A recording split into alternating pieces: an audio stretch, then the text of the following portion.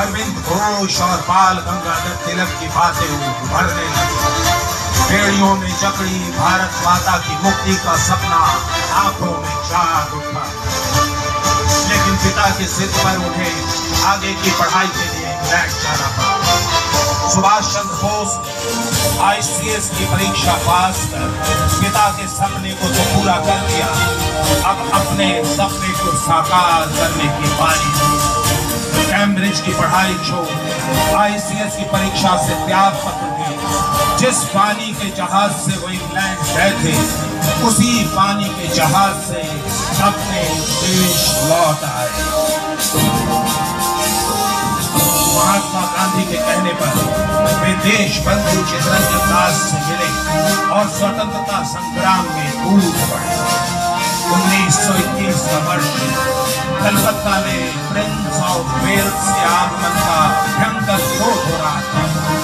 सुभाष चंद्र बोस अपने साथियों के साथ सड़क पर निकल पड़े और गिरफ्तार कर अलीपुर के जेल में डाल दिए गए।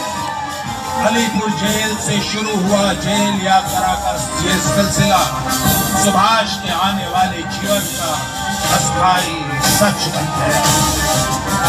देश बंधु जी कलकत्ते के पहले महापौर चुने गए और सुभाष चंद्र बोस मुख्य प्रशासनिक अधिकारी। सुभाष चंद्र बोस ने खादी को निगम कर्मचारियों का वस्त्र बना दिया और अंग्रेजी नाम वाली सड़कों का नाम बदलकर भारतीय विभूतियों के नाम पर रखना आरंभ कर दिया। सुभाष चंद्र बोस की लोकप्रियता हुकूमत के लिए खतरे की घंटी थी।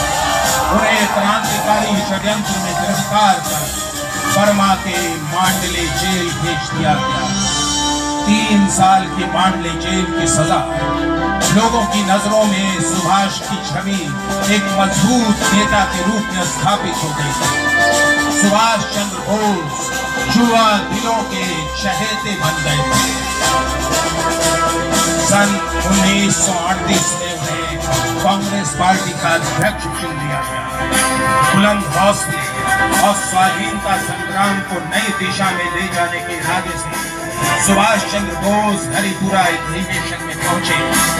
वे भारत को दुनिया के अन्य देशों की तरह आर्थिक प्रगति के बाद पर ले जाना चाहते थे। उनके प्रगतिशील विचार को स्वदेशी और कुटीर उद्योग के विरोध में देखा जाने लगा।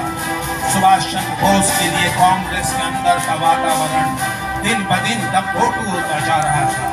अंततः 1939 की कलकत्ता बैठक में उन्होंने कांग्रेस से इस्तीफा दे अपनी पार्टी फॉरवर्ड ब्लॉक की स्थापना की। नेताजी को लगने लगा था कि भारत की आजादी अंतर्राष्ट्रीय राजनीति में